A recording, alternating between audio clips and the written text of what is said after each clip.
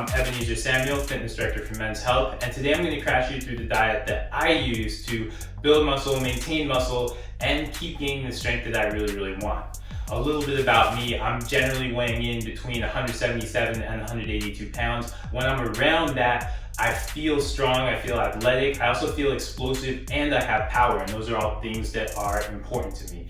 It was not always easy for me to gain weight though. I've been strength training since I was in high school, but for a long time I wasn't really in control of my diet, didn't know what I was doing. When that came together, once I learned that probably about 5 or 6 years ago, then I was able to make really good gains in terms of strength, really good gains in terms of the size that I wanted to. So now I'm gonna take you through the method that works for me.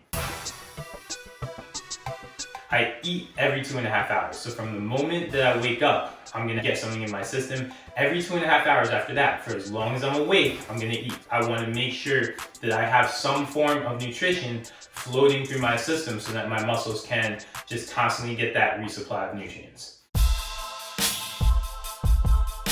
In general, I'm gonna track exactly one macro. I'm gonna track my protein. I wanna make sure that I'm around 180 grams of protein, and I want that, especially over the latter part of my day, coming in natural sources. In terms of my other macros, such as carbs and fat, I'm gonna get those in throughout my diet, but I'm not gonna track those as aggressively. And a lot of times, as long as I'm hitting my protein, hitting my eating intervals, they're gonna fall into place right where they need to be. I wind up most days around 120 to 180 grams of carbs, which is good because I do train a lot. If anything, I could probably raise that number and it wouldn't be bad. And I wind up with anywhere from 60 to 90 grams of fat, in general, all from good fat sources, except on Saturday. We'll get there. As you can see, I do have some fun in my diet too.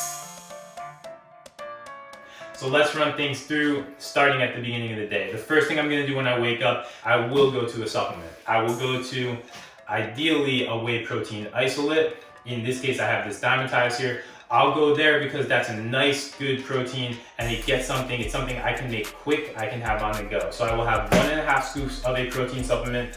I will have 1 tablespoon of almond butter. That is my morning good fat, to make sure I have a good fat in there. I've been trying to get more greens in my diet, so I will have this Vita Hustle green supplement. Just that way I get a little bit of antioxidants in the morning, get a little bit extra in there. I'll mix that all up in water, drink it. It is not the best tasting thing in the world. It also does not taste as bad as you may think. 2.5 hours after that, we wind up around 9:30 or 10 o'clock. I go back in for another scoop of protein. This is a habit I developed because we have a morning meeting around then, so the protein is easy for me to down before I go into that meeting. So 1.5 scoops more here. That winds up being 37.5 grams of protein, by the way. And then another tablespoon of almond butter, mix it in water. It does not taste great again, but it gets the job done. Then I wind up around noon, and now I'm shifting into natural sources of protein. Now I want to get in 6 ounces of salmon, about 3 ounces of brown rice, and 2 to 3 ounces of broccoli. So that gives me a good vegetable. It gives me a slow burning carb that can carry my body through the rest of the day. And then with that salmon, I wind up with anywhere from 35 grams of protein, and I also get good fats in there. I really love salmon as a go-to protein source throughout my day, and I think I probably have it every day. 2:30, I don't need a lot of choices in my diet as long as it's giving me the fuel I need. So I go right back in. Same thing. I'll have another 6 ounces of salmon, another 2 to 3 ounces of brown rice, 2 to 3 ounces of broccoli again.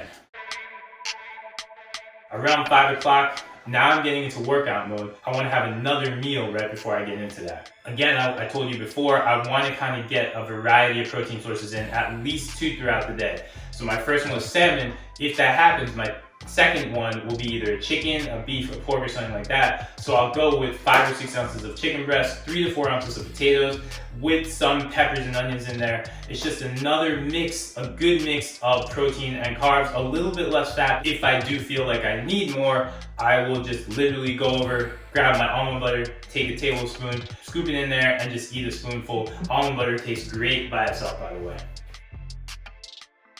after my lift, which probably takes about 2 hours, I'll take a shower, I'll come right back to the same thing again, the chicken. So another 5 or 6 ounces of chicken, 3 or 4 ounces of potatoes. Those potatoes are that much more important post lift because they're helping to just refill my muscles, and I can use the carbs after that. And if I need, again, I will go back to the almond butter. Around 10 o'clock or 10:30, I'll either go back into more salmon, except I will subtract the carbs when it's that late at night, and 2 or 3 ounces of broccoli. Really focus on the protein, back down on the carbs a little bit. Throughout the course of my day, on top of that, I'm also having plenty of water. My aim is to finish off a full gallon of water by the end of the day. Before every meal, I will literally grab the gallon of water, drink as much as I can. If I'm at the office, I'll buy one of these bottles and I'll just drink it before meetings. I'll be drinking it during meetings. I don't have to talk for every single minute of every meeting. So to me, meetings are a really great chance to sit back when somebody else is talking and guzzle as much water as I possibly can. On Saturdays, that's my cheat day. And when I get to that day, I respect a couple things that I've done throughout the week because they're important to me. So 1, I respect my water intake. I keep trying to drink that as much as possible. 2, I respect my intervals. So I keep trying to eat every 2.5 hours. My muscles need that constant fuel. So I do not stop that on Saturdays. And 3, I respect my protein intake, which is to say, I'm gonna make sure to get my protein in, although on Saturdays, I will deviate a little more and have a couple more shakes. On top of all that, I will mess around, and that's the day where I will cheat. And I will have stuff like these Reese's peanut butter cups, as many of them as I want to, obviously within reason.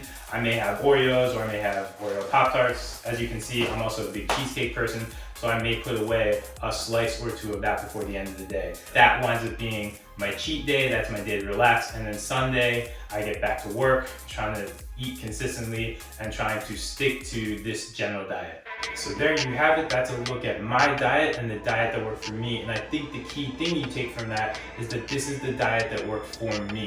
I don't think you need to find or be on a certain system, whether it's keto or paleo or Whole30. I think you want to find something that works for you, that you can sustain over the long haul, that still gets you the nutrients you need, and it gives you enough nutrients to build muscle. That means you've got to get in your natural protein sources, you've got to get in plenty of protein, and you've got to get in water. But how you do that, work with it and find a way that works for you. Don't fall into the trap of going onto a restrictive system, but build a system that you can maintain. Once you do those things, as long as you're getting your protein in and your training is good, you're going to see the gains start happening. Let's go get it.